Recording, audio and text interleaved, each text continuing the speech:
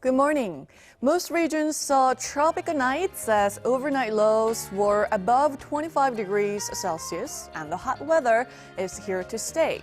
A heat wave warning is in place for Daegu and parts of the Gyeongsangbuk-do and Gangwon-do provinces with an expected high of 35 degrees.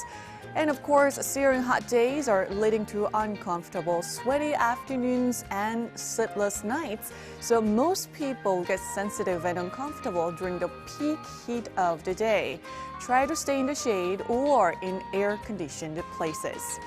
And the high humidity on health. Many inner regions will see 5 to 40 millimeters of passing showers. Seoul already had some.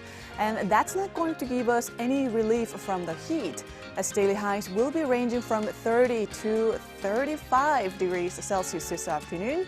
Try to avoid caffeine, very sweet drinks, and alcohol as they make dehydration worse. Thankfully, relief is on its way as the last round of monsoon rain will bring bearable temperatures to the country starting tomorrow. But do expect up to 300 millimeters of heavy showers in the central region. That's Korea for you, and here's the international weather for viewers around the world.